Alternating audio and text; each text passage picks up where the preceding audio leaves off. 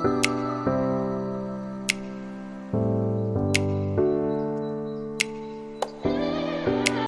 up guys, welcome back to my channel. It's Toni-Ashlaay and I'm back with another video. If you're new to my channel, don't forget to like, comment, share and subscribe. And so in today's video, I'll be discussing how you can get a grade 1, how you can get grade 1s in all your subjects, what you should do, what you should not do. And yeah, so basically that's the plan for this video.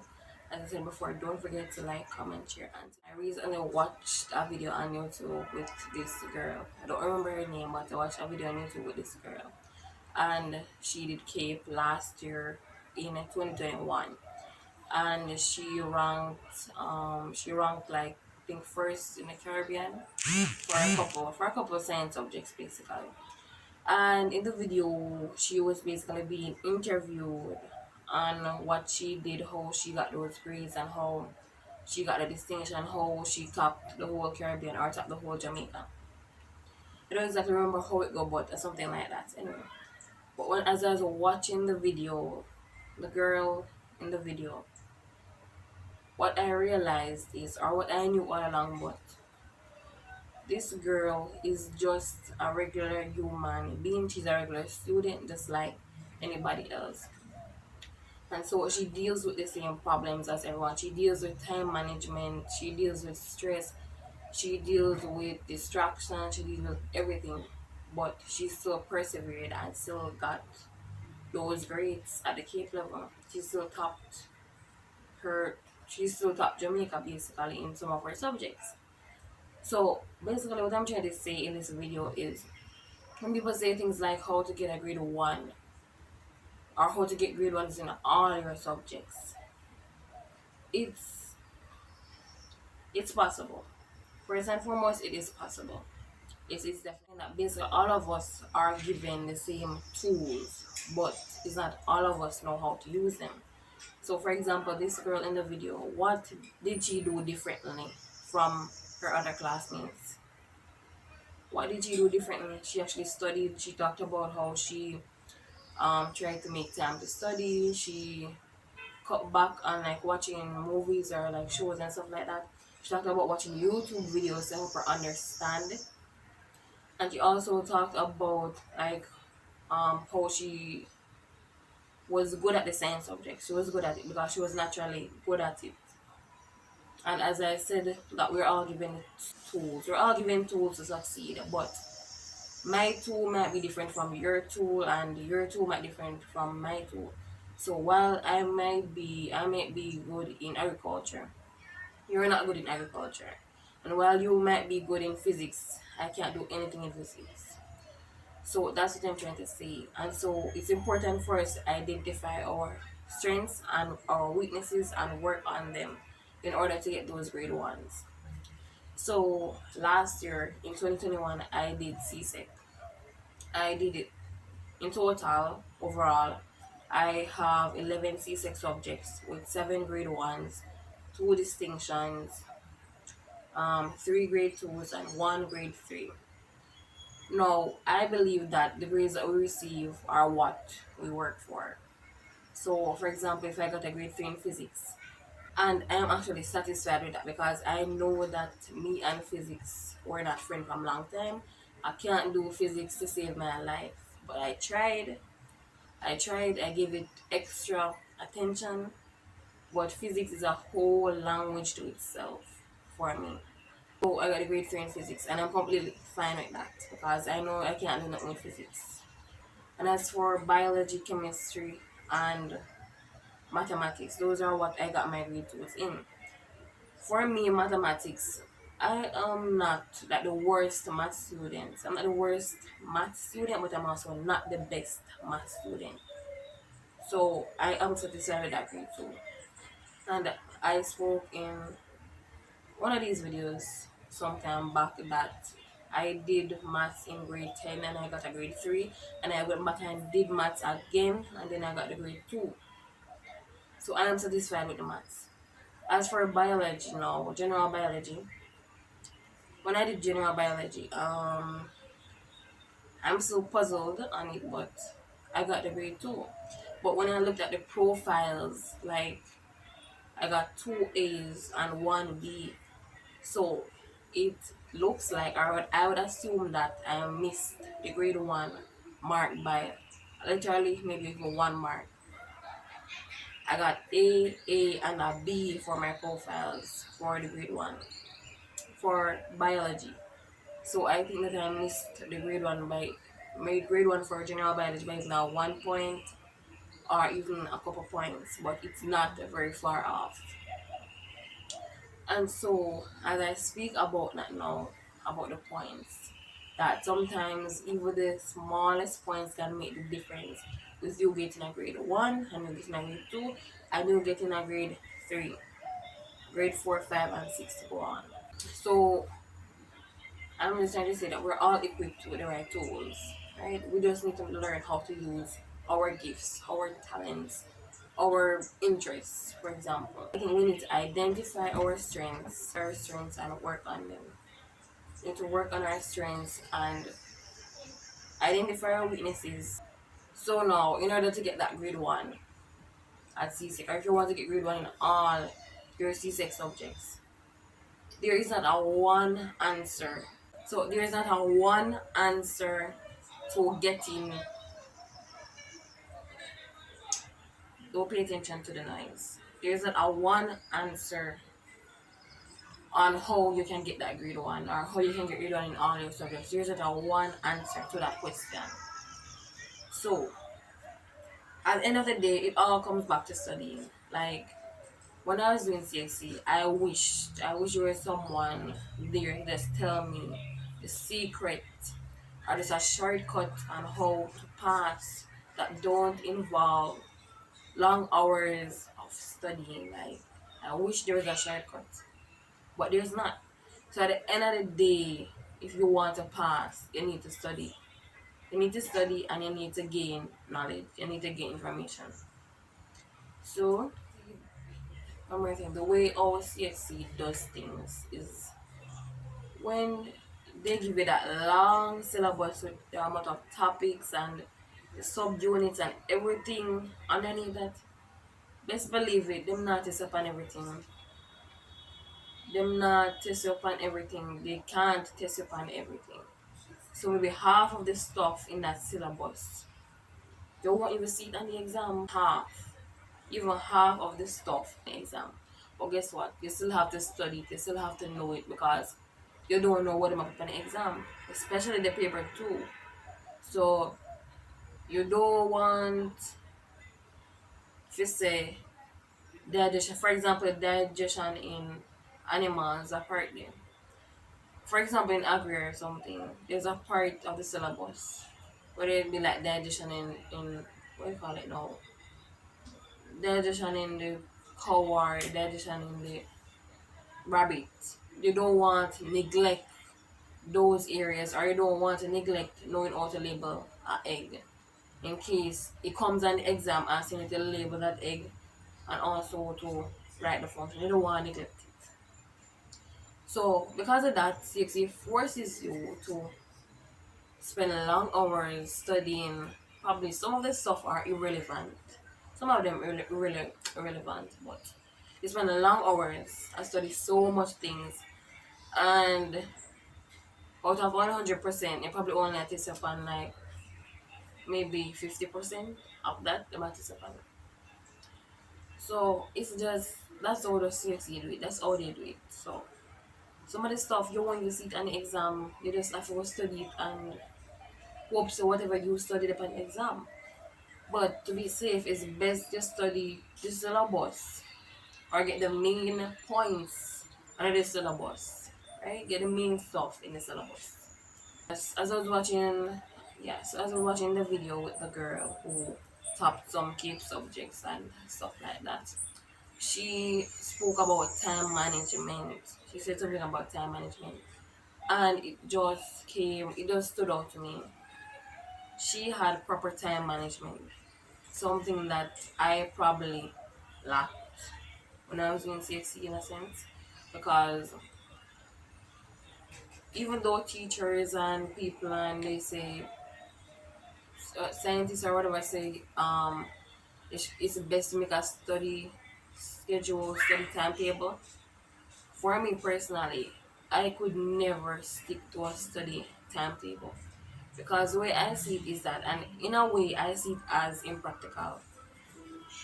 For me, I think that every day is different. So you can't make a study. Well, you can, but in my case, I can't make a study timetable and say every Tuesday this, every Wednesday that. Like, work out. Each day is different from the day before. So sometimes things are gonna happen and your whole schedule for the day just mash up. Everything mash up and it don't work like that. So for me, we cannot give up on that study schedule a long time. Give up on it a long time. And the way how I study now is whenever I have time. For example, I start my day with five things. You're the turn now. We're not gonna fall. So I start my day with like five things. I just write down that I have five things to do today, and we just try to get the five things done within the day. We don't write say this is gonna happen at 6 o'clock, 5 o'clock. No, because things are gonna pop up. Things are going to pop up in your day, and you just your whole schedule are gonna mash up. So we cannot stop with that. So once I have free time, I try to get some studying in at that time. So I don't say no 5 o'clock this, no 6 o'clock. No. I work with when I'm free. Right? As I said, like I start my day with five things, or I said that there are five topics I want to cover today. Then I just try to cover those five topics throughout the day. Even if it's just half a page here, so have another two sentences there. So like just do that to just keep me going. But we can't sit down with no book. Like 2 hours. Like can't sit down like 2 hours with a book on my face. Like it does not work out. So we do it like when you're like let me say now preoccupied and listen, you ever like study things and you're just pumping, like your blood just pumping, like you're understanding and you just say it out loud and everything will make sense and you just take in the knowledge and you're just happy. So you're not like you're happy with what you learn. Or like you're preoccupied, like for me, like when I'm on the go, like for example, me I study something I'm also there, so I do something at the same time. So I'm just occupied and it's all over the place. That's how I learn. Sitting down with a book in front of me and not learn nothing. I cannot do that. Like sit down 2, 3, or 4, 5 hours. No. For me that don't work out.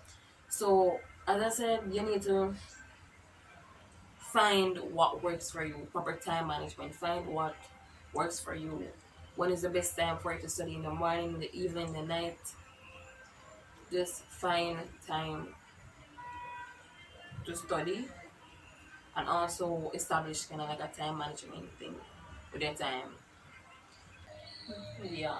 So just kind of like stay like this. I'll put it over here so a bit.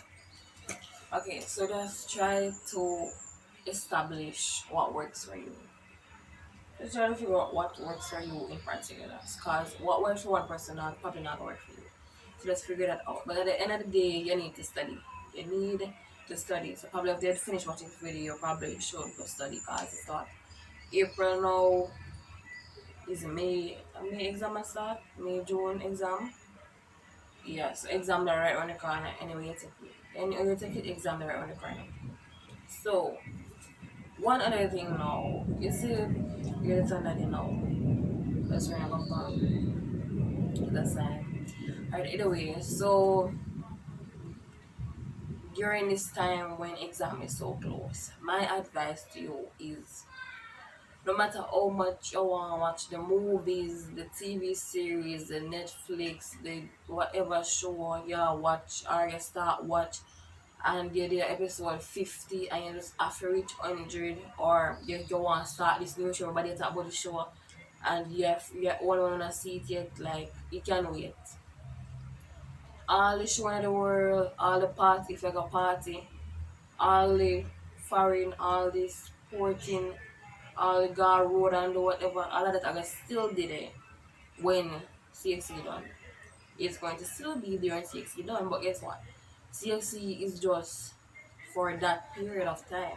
So imagine something, if you fail, I'm not discouraging about it, but if you fail, you are gonna sit down and wait till January for resit nothing again. We don't have time for that. You don't have time for that. You gotta sit down and wait for receipt them in January. No. No, no, no, no, no, no. So it best say just do the CSEC exams, let me show them, let me series like for me personally, I sit down and watch movies like that in my life. But when it's time for just get the work out of the way, just do it and get it over with.